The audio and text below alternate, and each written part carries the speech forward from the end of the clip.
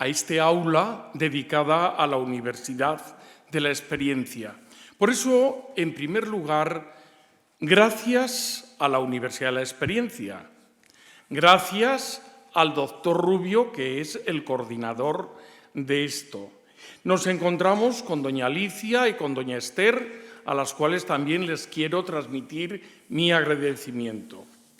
Y claro, para mí es una satisfacción estar en mi facultad, en el aula magna, y me acuerdo perfectamente de cuando se hizo este edificio, con qué dinero se pagó este edificio y cómo nos trasladamos desde el Palacio de Anaya, donde tengo la suerte ahora mismo de encontrarme con otra compañera que estaba en la secretaría, y aquello nos ayudó, pues en fin, todo a superar el traslado de Anaya para venir a este edificio que era conocido en Salamanca como la Balonera y como la zona deportiva. Aquí estaba el gimnasio y, lógicamente, el nombre histórico sería el Colegio de San Pelayo. Colegio de San Pelayo o de San Pelayín. Si ustedes salen fuera, pueden ver la escultura de San Pelayo, que, como ustedes saben, este mártir cordobés se traen sus reliquias a León, que viene al Manzor, las reliquias se llevan para Oviedo y no devolvieron al santo. Como no devolvieron al santo, Fernando I tiene que mandar otra expedición a Sevilla, y de Sevilla traen los huesos de San Isidoro para León. Detalle concordante también con la charla que les voy a dar, porque si importante fue San Pelayo, más San Isidoro, patrono de la titulación de topografía, patrono de la Facultad de Geografía, patrono del Instituto Geográfico Nacional y de Filosofía y Letras. Por eso es una satisfacción también ver antiguos alumnos míos en este acto, que ya están matriculados en la Universidad de la Experiencia. Antes de empezar, voy a hacer dos reflexiones. La primera, mi relación con la cartografía histórica. En el año 1981 del siglo pasado se crea la asignatura obligatoria de cartografía. Ese año es un problema. Yo estaba comprometido con la geografía general de primero, que era física y humana, y había tres grupos, el A, el B y el C, en Anayita. Bueno, pues esta asignatura la tienen que impartir 3 profesores a 7 alumnos cada profesor. 7 para don José Luis Alonso, 7 para Chiqui Burrieza y 7 para la profesora Elena Moro Íñigo. Al llegar el mes de mayo, don Ángel Cabo reestructura todo y me encomienda la preparación de la cartografía en la Universidad de Salamanca. Ni que decir tiene que no tuve vacaciones. Me tuve que marchar a Madrid, irme al Instituto Geográfico Nacional y hablar con Vázquez Maure, que era el gran profesor, el padre de la cartografía, y con él pude prepararme, estudiar y sacar adelante la asignatura. Esta asignatura la impartí desde el año 1982 hasta el año 1991. En 1991 yo me voy con la oposición a la Escuela de Ingeniería Topográfica y allí pude impartir también cartografía histórica hasta el año 2000. Cuando vengo del año 2000 aquí a Salamanca, impartí siempre la asignatura de cartografía y también la de geopolítica, asignaturas que terminé de impartir el día que me han jubilado en el mes de mayo, y ahora hace poco, el día 5 de octubre, fecha que no se me va a olvidar nunca. La cartografía llegó a tener, fíjense ustedes, aquí en Salamanca, distintas asignaturas. Una cartografía general, una cartografía llamada lectura de mapas, una cartografía histórica, una cartografía y administración para explicar el catastro y una cartografía temática. Al margen de esto, en la geografía se enseña fotografía aérea y fotogrametría y teledetección. Fue una asignatura muy demandada. Tuve suerte con los alumnos que hicieron geografía y tuve suerte con los alumnos Erasmus que vinieron a hacer geografía y cartografía, y luego posteriormente alguno fue premiado en Londres por su trabajo sobre la cartografía blaviana y el mundo inglés. Para mí fue un honor participar en las dos mejores tesis doctorales que ha habido en España. La primera dedicada al Atlas del Escorial, defendida en la Universidad de Valladolid, y la segunda aquí en Salamanca sobre la cartografía del Plano de Teixeira de Madrid. Es una satisfacción cuando en España se hacen tesis doctorales de cartografía histórica de alto nivel que superan a las ingleses. Eso quiere decir que hay un paso adelante en la historia de la ciencia. Ahora viene mi relación con ustedes, con la Universidad de la Experiencia. Lo habrán oído, pero conviene otra vez recordarlo. Para mí una figura muy importante fue Bartolomé Vicens. ¿Les suena algo en la primera fila? Bartolomé Vicens falleció el día 31 de enero del año 2009. Y este dominico se unió al presidente de los empresarios, a Ferrer Salat, y se unió también a Marcelino Oreja. Ambos, entre ese trío, se crea la Fundación del Hombre. Y a partir de la Fundación del Hombre, allá en el año 1992, surgen el Foro de la Juventud, la Universidad de la Experiencia y el monumento a los que no tenían un pabellón en la Expo en Sevilla. Bartolomé Vicens es un desconocido, pero una gran personalidad. Piensen que fue doctor honoris causa por Moscú, tuvo muy buena relación con Mikhail Gorbachev y también con Deng Xiaoping. Fíjense en estas figuras y su relación con lo que ustedes están haciendo. Para mí, tomar hoy la docencia es unirme a lo que se denomina Programa Universitario para Mayores. Se realizó un congreso en el año 2011 en Alicante y la lección plenaria la impartió una mujer extraordinaria de Salamanca, que era Adoración Holgado, Dori Holgado. Esta mujer fue la que se preocupó por ustedes para que esto exista y mantenía tres principios. La universidad tiene que ser inclusiva. La Universidad de la Experiencia tiene que ser intergeneracional. Y la Universidad de la Experiencia es un aprendizaje a lo largo de la vida. Fíjense en esos tres principios que son los que ustedes están cumpliendo y para mí es una satisfacción poder compartirlo con ustedes. De allí surge la sede en Valladolid, luego la sede en Burgos y evidentemente la primera sede en Salamanca.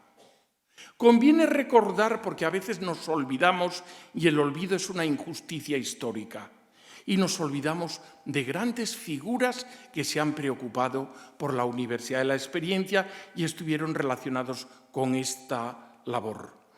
Don Gonzalo Torrente Ballester, me acuerdo perfectamente cuando estaba de catedrático allá en la zona trastormesina, en el barrio de San José.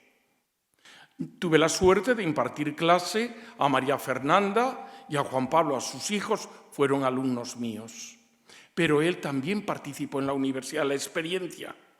Y en la Universidad de la Experiencia, en el año 1993, Torrente Ballester mencionaba: con esto surge más la curiosidad en los que asisten a estas clases, la curiosidad. También se resuelven dudas. Fíjense, el saber, la duda. Hay otra gran figura, también vinculada con Salamanca y con Ávila, Sánchez Caro, que fue rector de la Universidad Pontificia.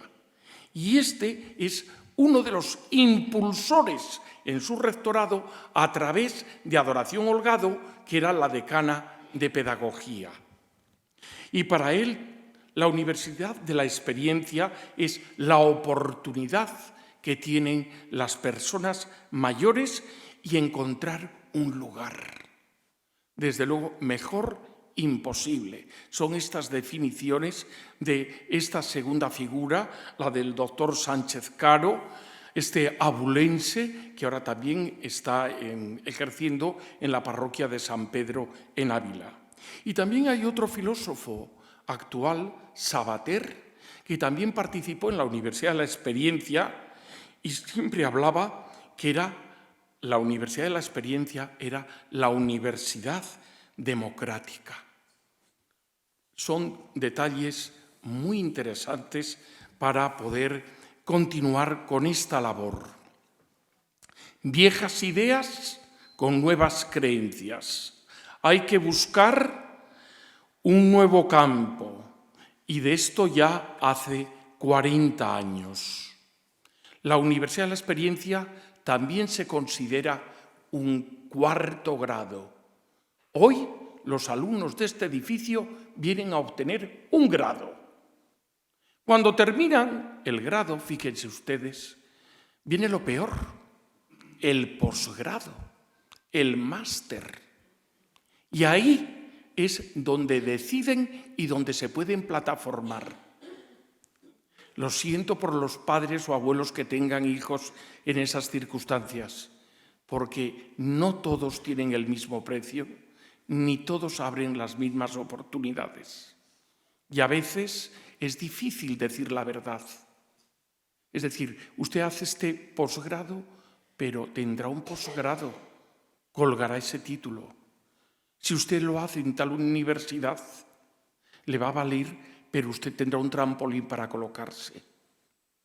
Por eso, para los padres, hoy es muy difícil porque tienen que ahorrar mucho, porque en el momento en que el hijo termina el grado y tiene que hacer el posgrado, el desembolso es fuerte. El tercer grado que otorga la universidad es el doctorado. Magnífico para aquel que quiera continuar la labor en la investigación. Y la universidad, con ustedes, cumple con lo que se llama el cuarto grado, la Universidad de la Experiencia. Son ustedes los alumnos senior. Y voy a entrar ya en materia. A la hora de empezar con la cartografía, el cartos grafos, es decir, la gráfica en la carta o el mapa, el lienzo. Aquí estamos hablando de la forma general, el mapa de un gran territorio, el mapa de una comarca, la carta de navegación de un determinado espacio marítimo. Pero hay algo que es más concreto, que es el lugar, el topos, el lugar.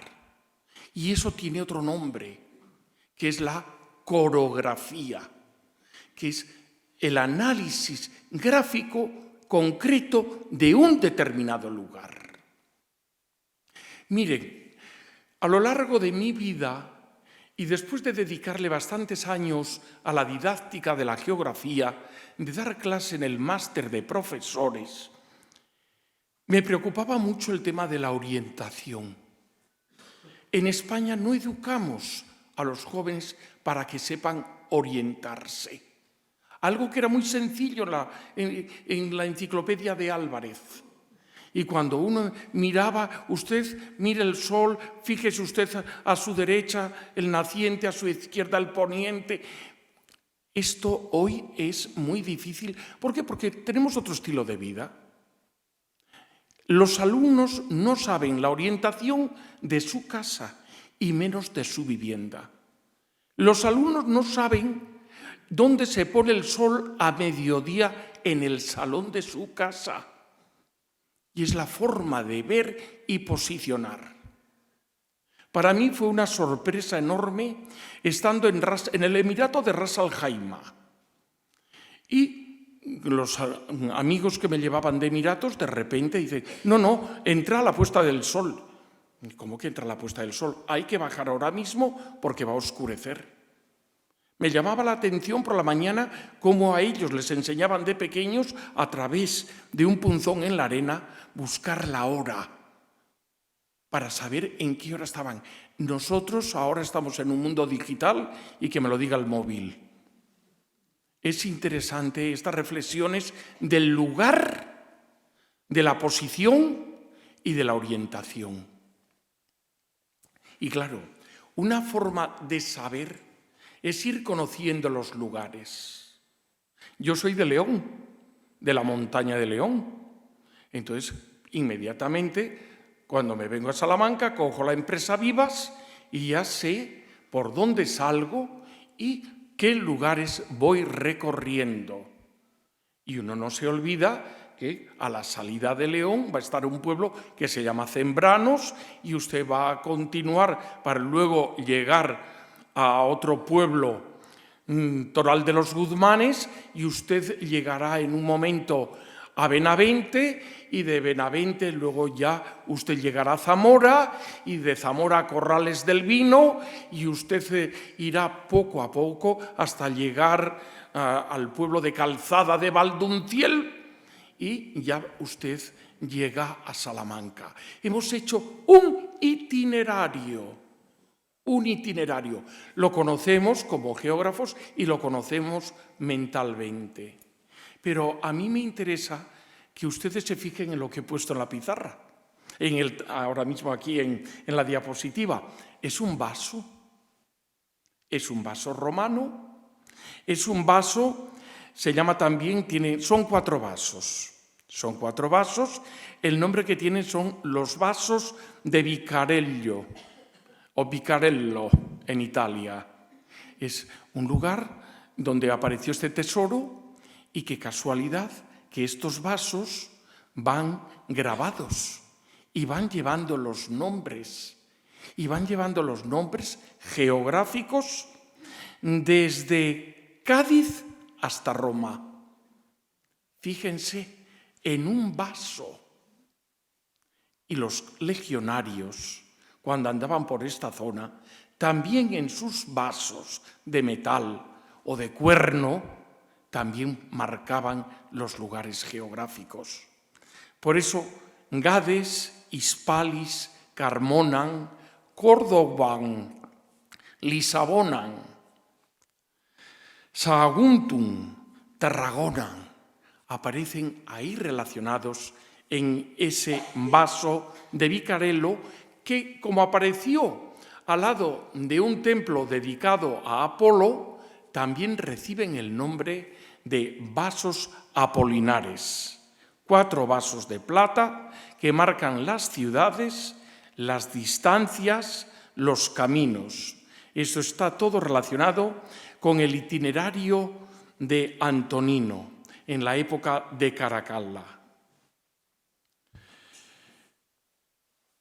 Aparecieron en el año 1852 y todos ellos van marcando entre los 4 vasos 100 localidades de la Vía Augusta.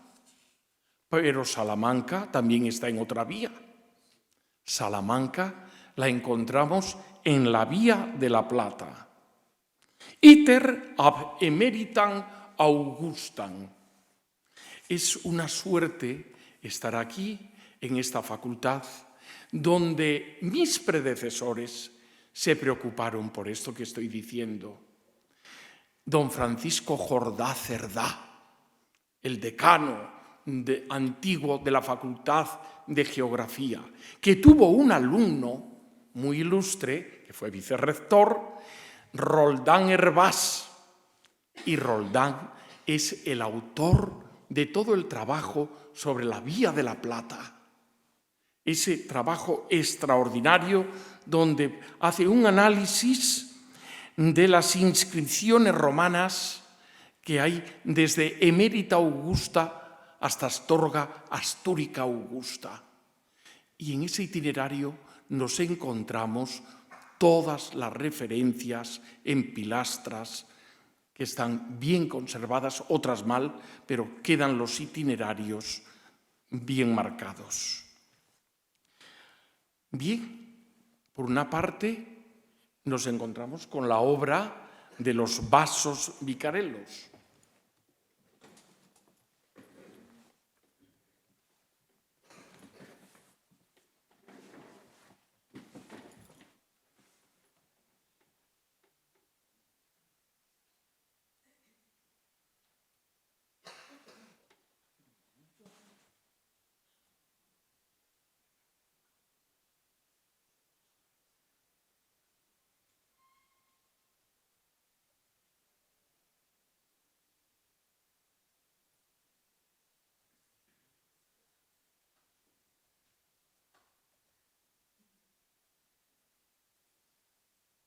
Yo no soy un gran experto, pero no se preocupen.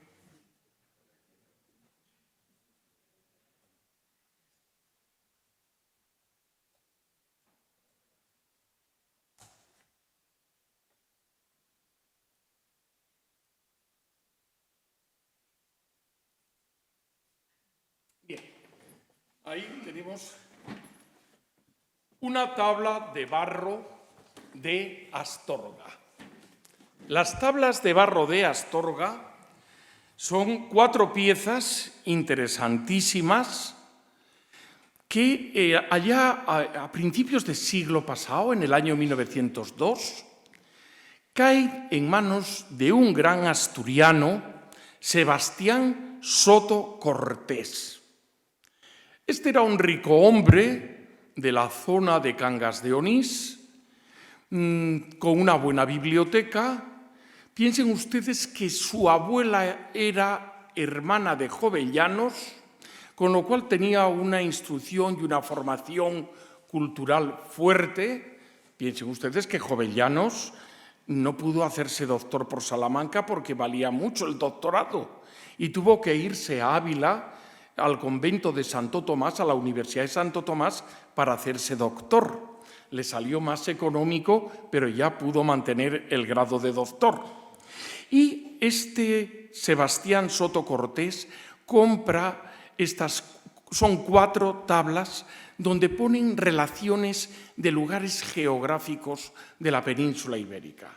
O sea que cómo los nombres geográficos aparecen en barro y luego posteriormente pues, se vende cuando muere Sebastián Soto Cortés. Su biblioteca pasa a la Universidad de Oviedo y sus fondos pasan al Museo Arqueológico de Asturias. Allí se han analizado y se ha comprobado la veracidad de estas tablas de barro que son referentes geográficos. Es interesante, por una parte, ver los vasos de plata y, por otra, en las tabletas de cerámica, en las tablas de barro, las relaciones de geografía que son recogidas y luego posteriormente confirmadas, porque hubo que aplicarle el método del carbono 14 para hacer la datación de más de 1800 años. De ahí que sean, de esta familia yo también podría decir que otros se aprovecharon, se malvendieron. Hay piezas de la familia Soto Cortés que están en el Museo del Louvre. Hay que andar siempre con una prudencia enorme. Cuando alguien muere y no tiene descendientes directos, pues luego la herencia puede cambiar y variar de un lado a otro. Y hay otra forma de ver los mapas. Vasos, barro y ahora vamos a ver el cuero.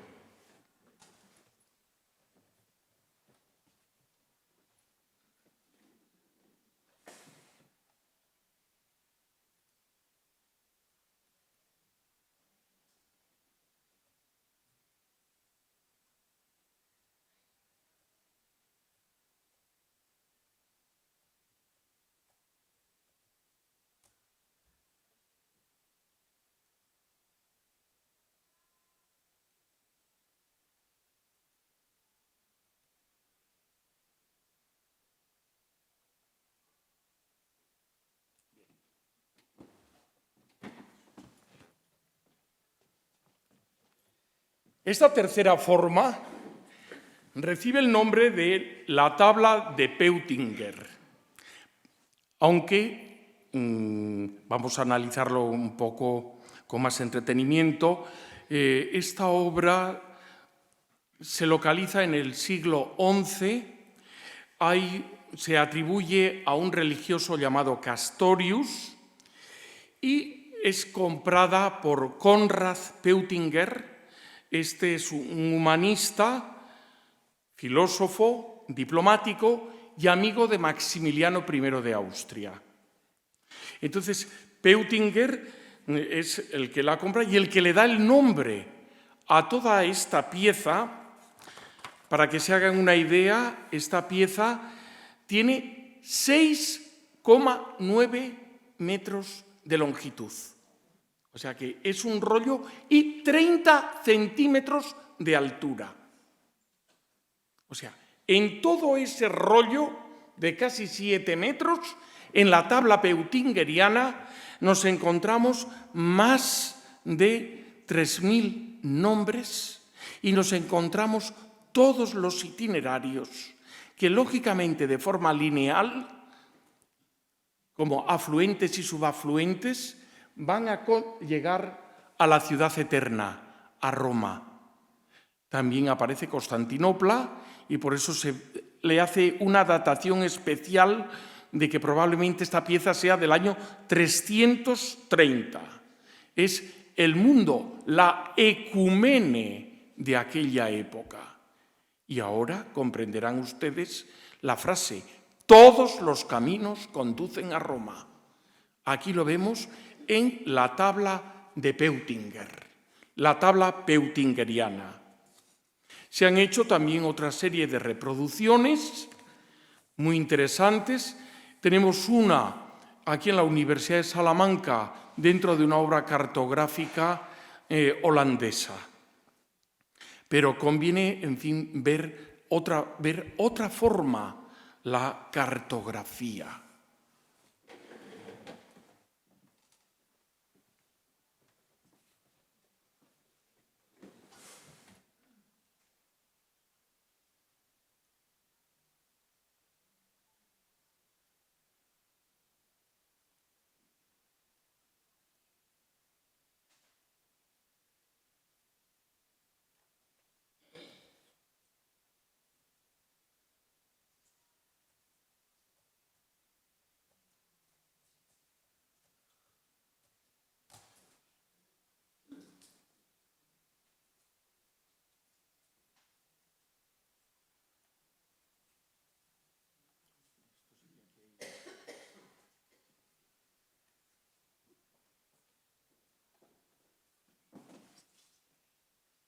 Ahí. Ah, sí, toma, mapa San Isidoro. Mira qué bien.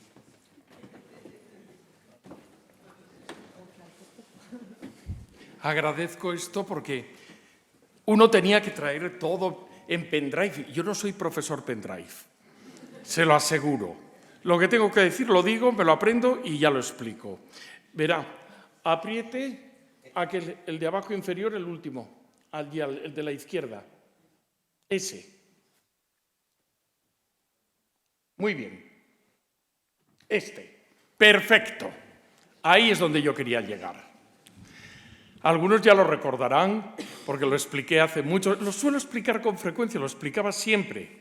Estamos con San Isidoro. Isidoro de Sevilla. Para que ustedes se hagan una idea, el más sabio, no siga usted ahí, no se preocupe, el más sabio de los santos y el más santo de los sabios. Esta frase era de Antonio Viñallo, el abad de San Isidoro, en León. Estamos con una figura que hay que encuadrar dentro de lo que se denomina la cartografía patrística. La cartografía que había que hacer en el norte de África, donde estaba también San Agustín, donde estuvo San Jerónimo, y de allí toda la influencia que luego hubo del mundo romano en la figura de Isidoro de Sevilla. Nace en el año 560 y muere ya en el año 636. De su obra quedan 4 manuscritos. Pero esta gran figura aparece en León. Como les había dicho al principio, perdimos el cuerpo de San Pelayo, que fue para Oviedo, y las Pelayas dijeron que no lo soltaban y, lógicamente, hubo que buscar otra reliquia. Para ello, el rey de León manda una expedición que tiene que ir el obispo Ordoño de Astorga, el obispo Albito de León y don Nuño. Los 3 van en expedición a Sevilla porque en aquel momento la taifa de Almunatif de Sevilla era vasalla del rey de León. Y, lógicamente, quieren traer el cuerpo de 2 santas, Santa Justa y Santa Rufina. El disgusto para Sevilla fue enorme. Dijeron que ni hablar, que esas eran sus patronas y que buscaran otros huesos, pero que Justa y Rufina se quedan en Sevilla. Y evidentemente escogen el cuerpo de San Isidoro. Hay 2 detalles interesantísimos. Muere el obispo Albito, se trae el cuerpo de San Isidoro, que va parando, fíjense, de Sevilla, pasa para Toledo, pasa para Ávila, viene a Salamanca. Para que ustedes se hagan una idea, donde reposa San Isidoro se hace una iglesia. Entonces aquí tenemos el San Isidro y es San Isidoro. Y ahí estuvo la iglesia que le dedicó Salamanca a San Isidoro. Aunque se hable muchas veces de San Isidro o Santo Isidro, como solemos decir en León. Isidoro de Sevilla realiza en su gran obra Las Etimologías, en el capítulo 14 se preocupa del mundo. ¿Cómo es el mundo? Voy a hacer 2 observaciones. El mundo es un disco plano que no tiene nada que ver con el orbe. El orbe es la esfera. Por lo tanto, el mundo forma parte de la esfera. Hago esta observación porque también se ven 3 partes en el orbe. Pero en el mundo están ustedes viendo un ejemplo muy bonito de lo que es un mapa OT. Se les llaman así. La parte central, el círculo, es la O. Y luego ustedes están viendo una cruz, que son los mares. De ahí viene el mare magnum, los mares, y de esos mares, pues ahí nos encontramos el mare magnum y luego ya el Mediterráneo, aquí en el medio, en la cruz. Es una cruz y un círculo. ¿Qué se dice? Dios fue tan perfecto que hizo el mundo en un círculo, la O, y lógicamente incrustó la cruz. La cruz. Pero todo esto era para explicar que si hubo un diluvio universal, lo que hay alrededor es el océano, mar-océano. Y lógicamente hay que poner 4 puntos. Fíjense ustedes, por favor, en los 4 puntos. Arriba, Oriens. Abajo, Occidens. Pero Oriens está al norte. Fíjense, Meridies a la derecha y Septentrio a la izquierda. Ustedes fíjense en este mapa y lo que acabo de explicarles de Oriens al norte. ¿Por qué? Porque cuando ustedes cogen un mapa y lo quieren colocar bien, geográficamente, con la brújula, en la parte superior está el norte. Pero lo que ustedes dicen es, voy a orientar el mapa. Lo que no dice nadie es, voy a nortear. Nadie habla de nortear o de surear. Ojo que esto de nortear y surear es importantísimo, porque según se eduque a la gente, se puede percibir de una forma o de otra. Es la psicología o la geografía de la percepción. Para que ustedes se hagan una idea, un mapa del País Vasco, de Euskadi, si usted en la parte superior del mapa pone Logroño o La Rioja y en la parte sur del mapa pone usted Mar Cantábrico, usted está educando a los niños con unos mapas intencionales. Ese niño está viendo Rioja en la parte norte y el mar Cantábrico en el sur. Cuando ese muchacho ve el mapa de la península ibérica, lo rechaza, porque le han educado con una percepción intencional en la cartografía. Es interesante este detalle. Y cuando estamos viendo este mapa, en la parte central, estamos en la cruz, ahí estaría en el medio, arriba, estaría Jerusalén, el ombligo del mapa sería Jerusalén. Pero hay tres detalles importantes. Si hubo un diluvio, los hijos de Noé son los que van a repoblar la tierra. Entonces, según van los hijos de Noé, se van colocando los continentes. Arriba, Sen, Asia, por lo tanto, los semitas. A la derecha, África, Cam, los camitas. Y luego, Jafet, en la parte occidental, Europa. Eran los tres continentes. Todo repoblado en función de los hijos de Noé. La importancia de la Biblia, porque lo dice la Biblia. Miren ustedes, esto de porque lo dice la Biblia es interesantísimo. Alguno de ustedes seguro que es médico, de los que está aquí o ha estado relacionado con la medicina. Pero cuando uno estudia, en la Enciclopedia Álvarez te decían que la circulación de la sangre había sido Miguel Servet. Miguel Servet le dio por hacer también mapas. Luego veremos a Claudio Ptolomeo. Y Miguel Servet hizo un mapa de Tierra Santa. Bueno, ya fue perseguido. Entonces Miguel Servet, en la persecución, primero por los católicos, emigra, viene, se refugia en Zaragoza, se va a su pueblo, a Villanueva, y de repente intenta cambiar el nombre. Pero sigue produciendo mapas, sigue haciendo atlas. Y hace los atlas celestes con el nombre de Miguel Vilanovanus. Miguel Vilanovanus es Miguel Servet. Pero latiniza el nombre y hace esos mapas celestes porque según el zodiaco se podía intervenir en un determinado órgano o en otro. Entonces, Cáncer es importante para el corazón. Vemos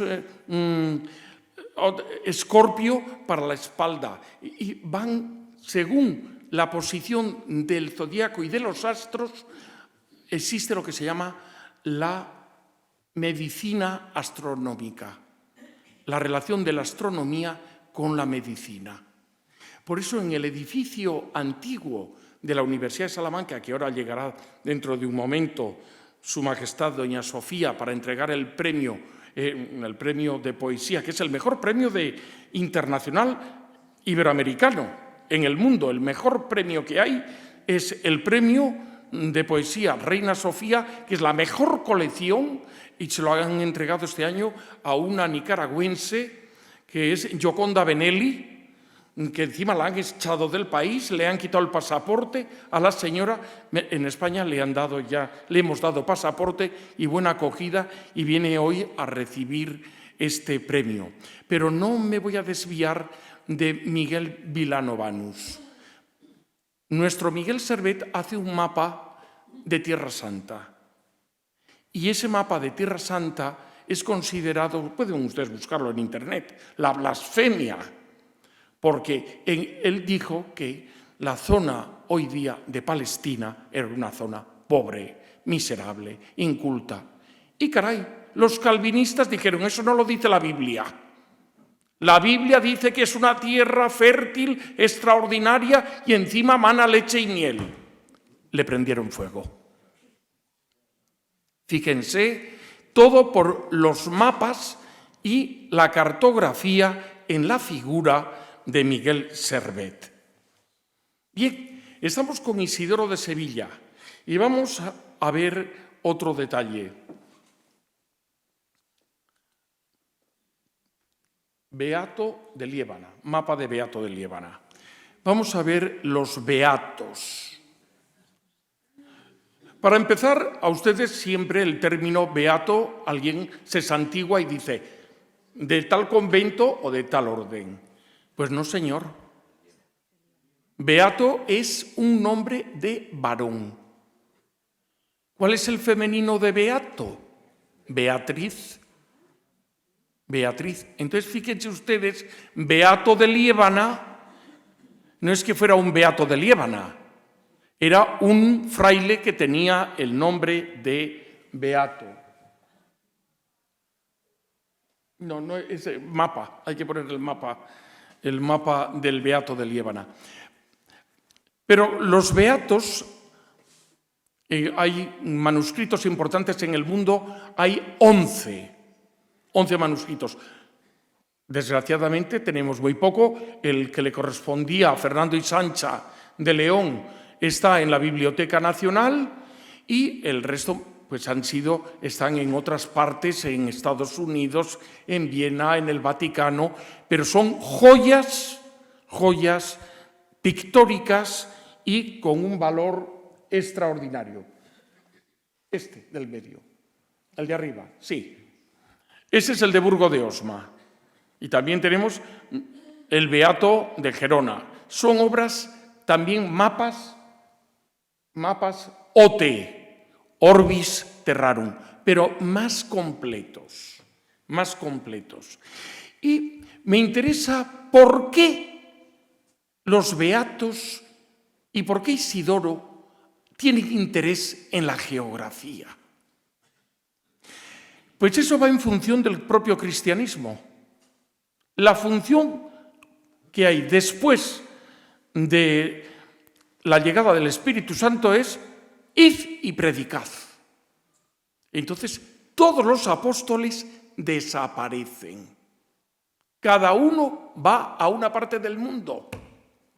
Y lógicamente hay que conocer el mundo. Y hay que conocer el mundo y, ojo, y si se termina el mundo, también hay que conocer en qué zona hay algún problema y qué lugares hay ahí. Porque el que se preocupa por la caída del mundo y lo que puede venir es el Apocalipsis.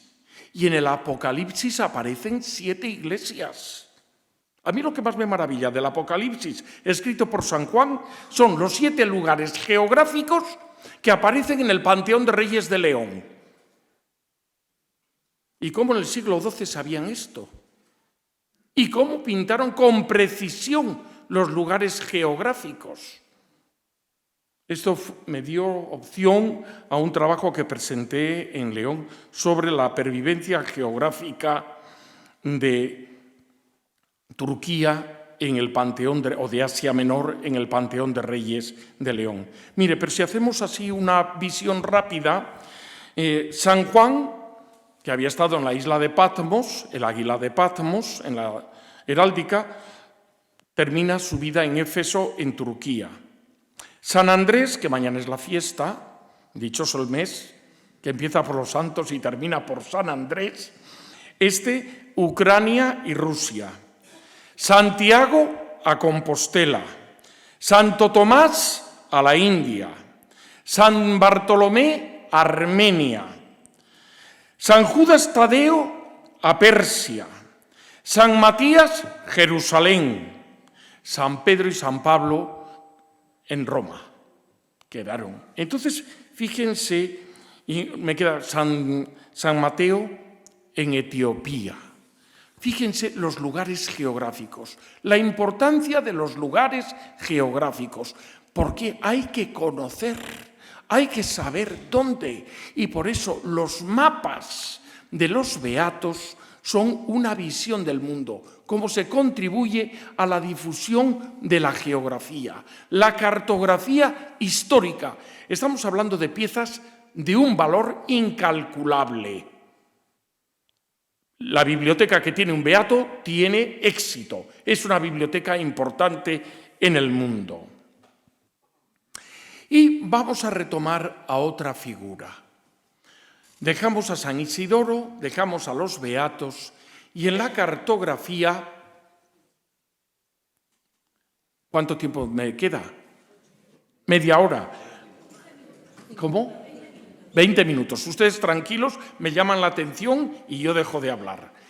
Que para mí es una satisfacción poder compartir estos momentos con ustedes. Claudio Ptolomeo Alejandrino. Claudio Ptolomeo, esta gran figura es de una ciudad de Ptolemaida. Ptolemaida está en la mitad del curso del río Nilo, cerca de Tebas, es decir, en la región de la Tebaida egipcia. Ahí es donde nace esta figura, que luego, posteriormente, se va a Alejandría, y su gran obra, una de sus grandes obras, es la geografía epigesis, es decir, la geografía, la guía de la geografía. Claudio Ptolomeo. Claudio Ptolomeo tiene un precedente, que es Marino de Tiro. Y Marino de Tiro es la gran figura que le aporta la información geográfica. Marino de Tiro es del año 60 después de Cristo y muere en el año 130. Marino de Tiro desarrolla toda su vida en Rodas. Ojo con Rodas, porque va a ser el paralelo de una de las mediciones para Claudio Ptolomeo. Pero también hay que buscar un meridiano. Aparte del paralelo, el meridiano. Y el meridiano clave para Claudio Ptolomeo y para Marino de Tiro está en la isla del Hierro, en las Canarias. Canarias son islas que tienen perros, canes, de ahí canario, no pajaritos de jaula. Pero fíjense, en griego tiene otro nombre. En vez de isla afortunada, es Macarón, feliz, Esión, islas. La Macaronesia. Pero claro, la Macaronesia, como hay muchas islas, tenemos Macaronesia superior, que serían las Azores, Macaronesia central, las Canarias, y Macaronesia sur, que serían las islas de Cabo Verde. Que el cabo puede ser verde, pero las islas son grises y negras por el vulcanismo, pero quedaban en la latitud del Cabo Verde. Es muy interesante porque también hay alguna disputa si qué islas son las correctas, si las Canarias o las islas de Cabo Verde. Y fíjense que Claudio Ptolomeo hay dos mediciones, una de 40.000 kilómetros para hacer la medición correcta del Ecuador y hay otra de 32.400 kilómetros, que es la del paralelo de Rodas, para ver la relación también con Marino de Tiro. Los mapas son importantes para la navegación. De ahí que vamos a poner mapa de Claudio Ptolomeo. Actualmente hay... Sí, el de la izquierda. Muy bien, ese. Fíjense, Estamos con una pieza de 1540, aunque pone abajo siglo II, es la referencia a Claudio Ptolomeo. Pero esta obra, quiero que se fijen que en la parte izquierda y la parte derecha, que está un poco abombada, pero la estructura, algunos se acordarán cuando les estaba explicando las proyecciones cartográficas, es un tema complejo, bastante complicado, pero esto sería una proyección cónica tangente, la que utiliza Claudio Ptolomeo para desarrollar este fragmento. Fíjense las figuras que hay ahí, esos ángeles reciben el nombre de soplones. Son la representación de los vientos. De ahí que una de las piezas más bonitas de nuestra ciudad es el cielo de Salamanca, donde podemos ver los vientos. Y dentro de los vientos, ese que viene del oeste, que sopla fuerte, el Céfirus. De ahí que nuestro querido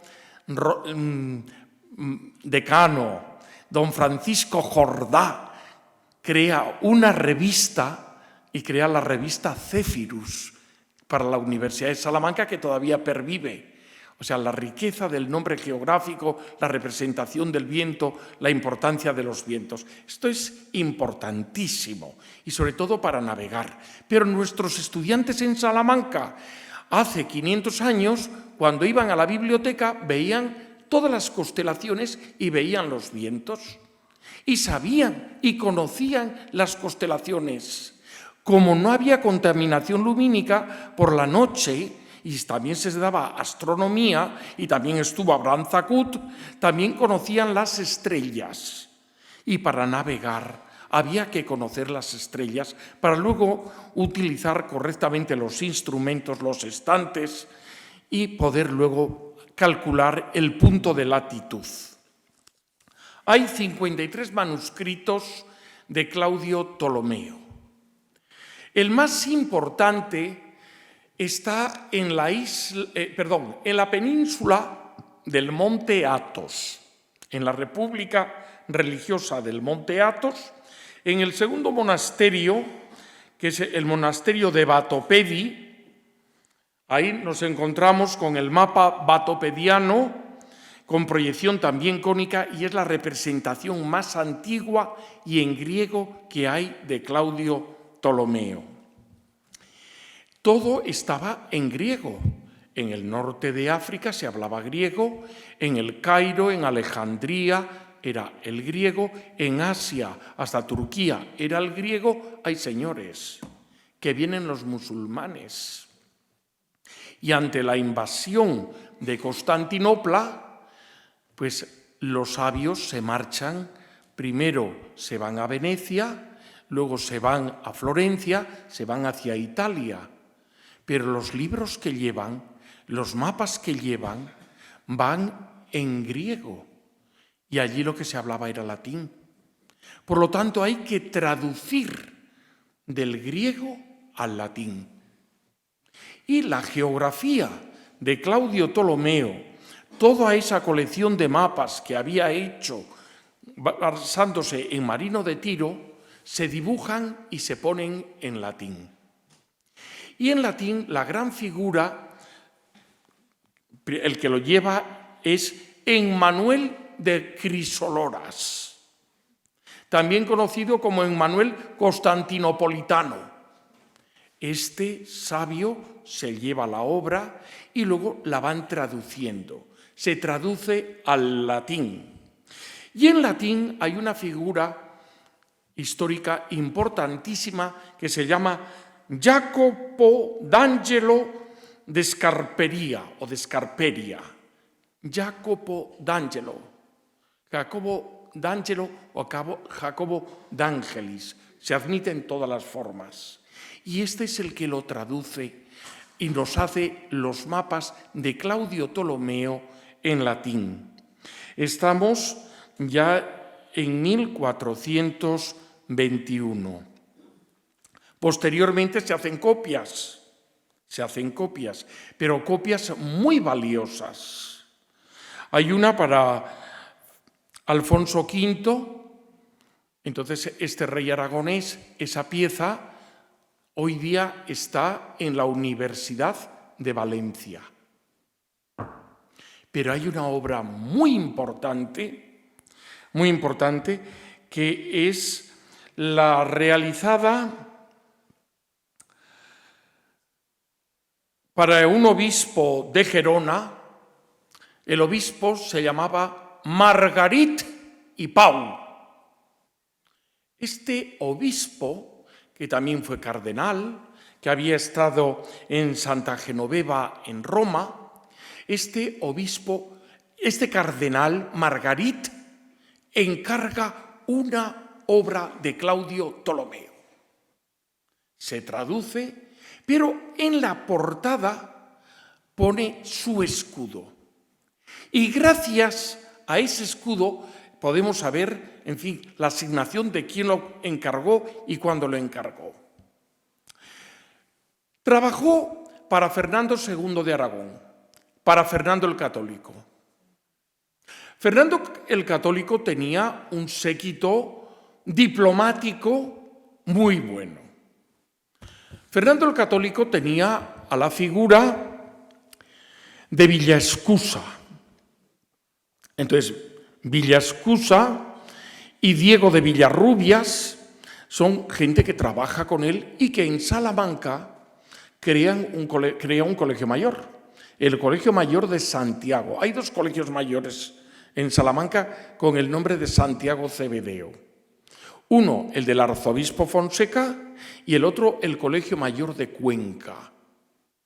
El fundador del Colegio Mayor de Cuenca, que era amigo de Fernando el Católico, Fernando el Católico consigue la obra de Margarit y el fundador de Cuenca, a través de Juana, la cautiva de Tordesillas, como decía don Manuel Fernández Álvarez, ese gran catedrático que hubo aquí y miembro de la Real Academia, que nos educó con el rigor histórico de decir, déjese usted de decir lo que en Europa Juana la Loca es, la cautiva de Tordesillas, y utilícenlo con precisión, que gracias a ella Salamanca tiene la fachada de la universidad, gracias a Juana de Castilla.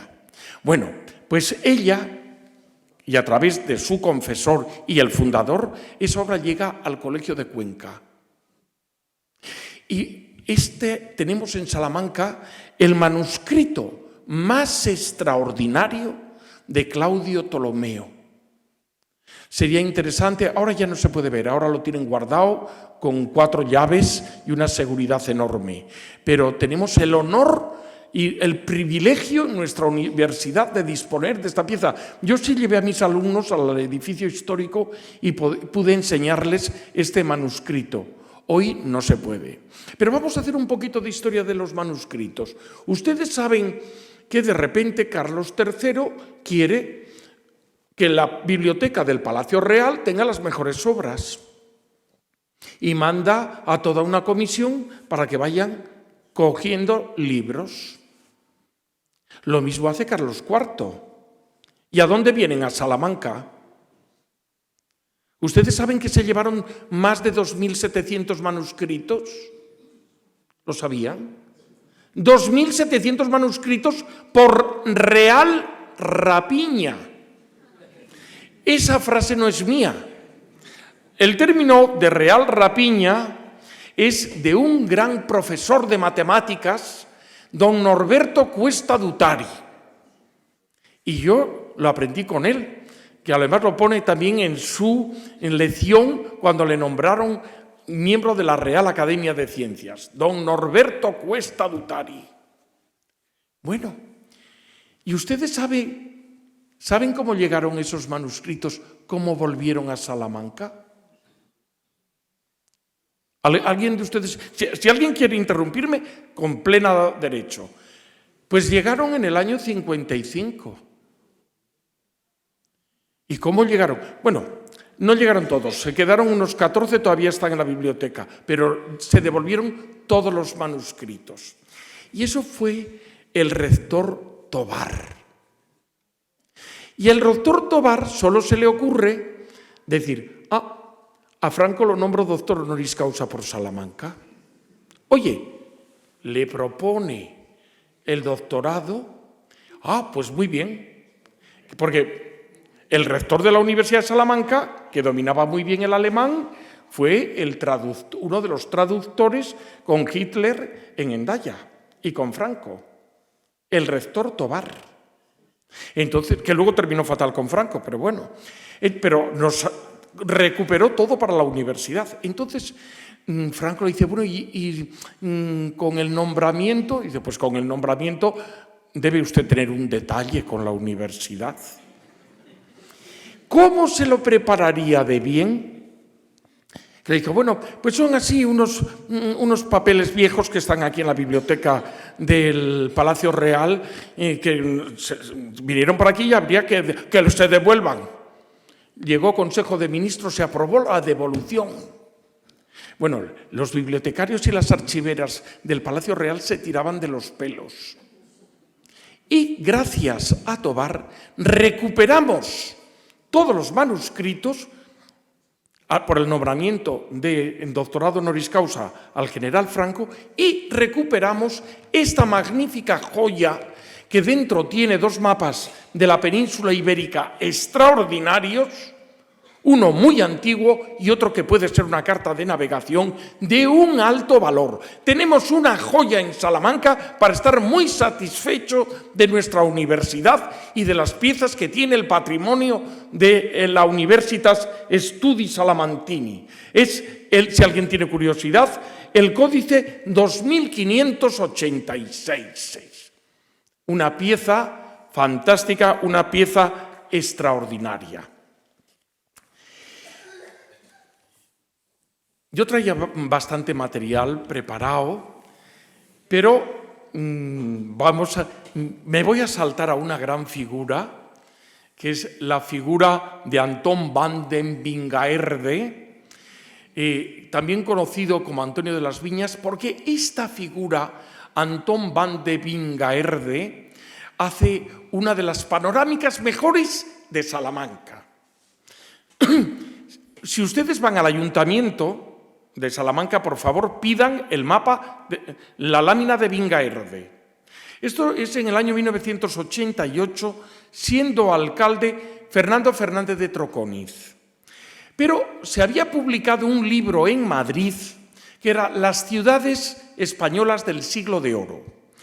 Esa obra, recuerdo que me la llevó don Manuel al sótano de geografía, cuando estábamos en el sótano de Anaya, me dijo, mire usted, tiene esta obra, tiene que pedirla. Y yo, pues sí, don Manuel, la pedimos.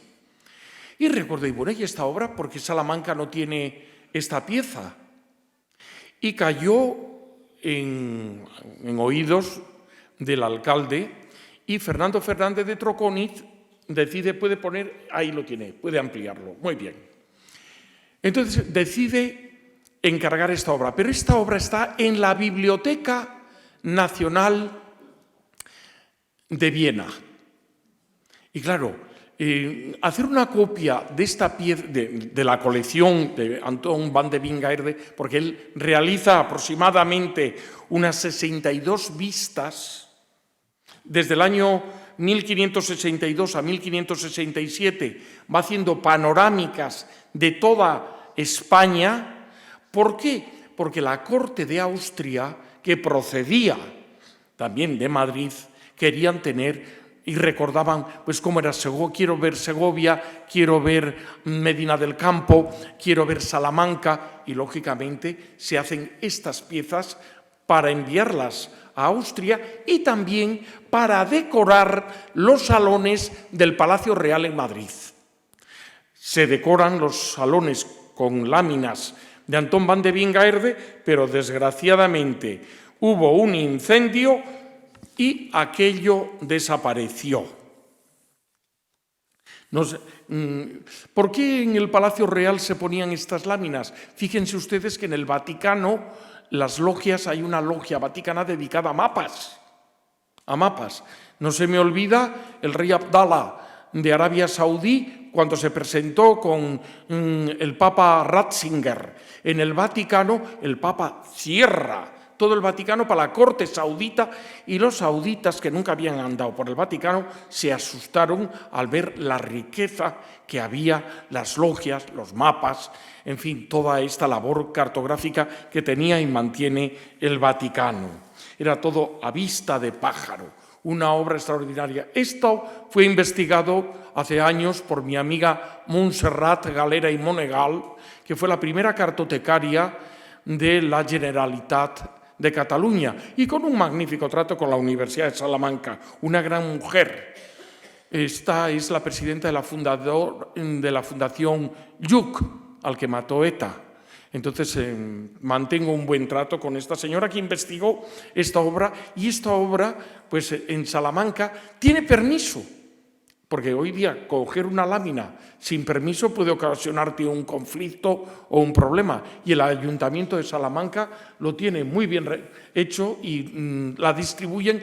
Pueden ustedes pedirla, o si hacen una visita, los de la Universidad de la Experiencia, para que puedan disponer de esta lámina. Y ya para terminar, en la mesa hay un plano que ustedes habrán visto en Salamanca 100 veces, o por todos los sitios. Bueno, pues esta es también otra vista cartográfica. Antes también la distribuían en la oficina de turismo. Ahora yo no sé si se distribuye, pero yo quiero que se fijen que este mapa aparece ahí muy bien marcado, 1858, es una obra realizada por otro cartógrafo. El cartógrafo es Francisco Coello de Portugal y Quesada. Francisco Coello de Portugal, de una familia, él era de Jaén, murió en Madrid, era muy esparterista, él era de don Baldomero al 100%, también estuvo en África en colaboración con el ejército francés, se perfeccionó en geodesia y es el que realiza los mapas de las provincias españolas a escala 1/200.000. Realiza una labor cartográfica uniprovincial que no se completa, pero que tiene un interés enorme, porque ¿cómo se puede ganar dinero?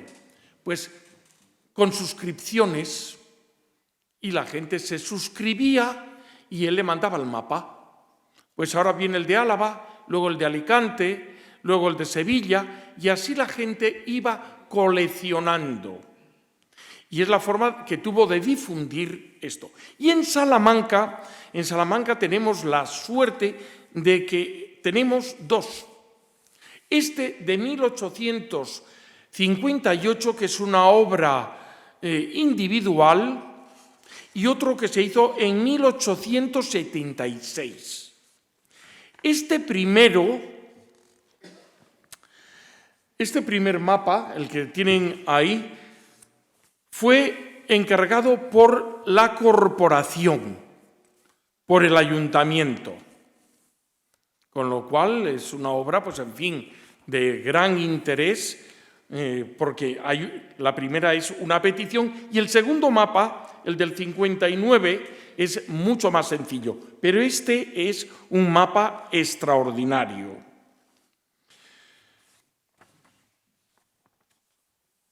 Se hicieron varias hojas y también se empezaron a realizar los mapas catastrales. Hoy día hablar de catastro es algo catastrófico, créanme. Y además estoy yo enfadado porque es la institución más repelente del Estado español. Cuando uno tiene que ir al catastro para una finca rústica, una finca urbana, no tiene más que trabas. Cuando uno tiene que ver el plano de una vivienda, tiene 20 objeciones. Oiga, pues a partir de la pandemia no se les ha ido la idea. Previa cita, con cita previa. Y si no, busque usted o ingénieselas con Internet. O sea que es un auténtico problema el catastro, catastrófico. Sigo con mi crítica y no me arrepiento. Es una institución que tiene que estar abierta. Muchos de los mapas que están en el servicio, en el Archivo Histórico Provincial, uno puede acceder a ellos, pero los que custodia el catastro están con 7 llaves y siempre el cliente molesta, fuera. Por eso hay que hacer a veces la crítica oportuna a los que también tienen la responsabilidad con la cartografía. Salamanca también ha tenido distintos mapas y distintos autores de mapas. Hay un mapa que lo difunde en una guía don Luis Cortés. Don Luis Cortés fue el catedrático de francés, el primer catedrático de francés de Salamanca. Casado, que todavía vive, Madame Paulet Gabaudin, que es la autora de un trabajo fantástico sobre la fachada de la Universidad de Salamanca. Yo he tenido la suerte siempre del trato con Madame Paulet a través de sus obras y también a través de los mapas y a través del secreto de la Casa de Borgoña, una señora fabulosa.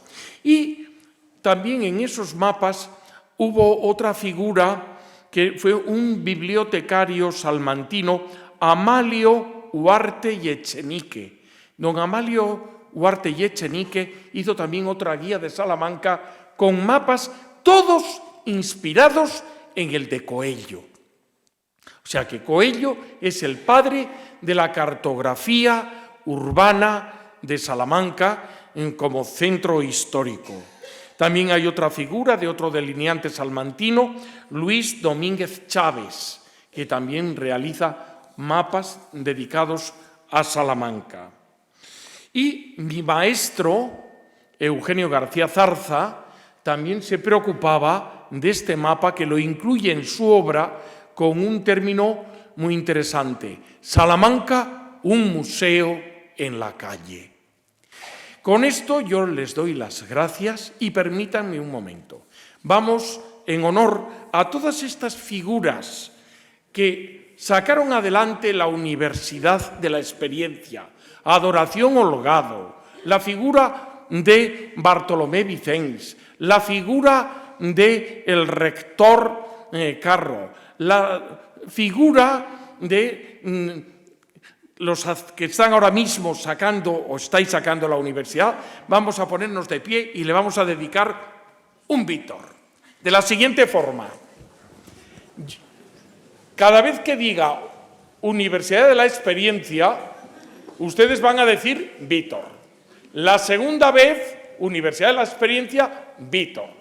Y la tercera, Universidad de la Experiencia, Víctor, Víctor, Víctor. Así. Universidad de la Experiencia. Víctor. Universidad de la Experiencia. Víctor. Universidad de la Experiencia. Víctor, Víctor, Víctor. Muchas gracias.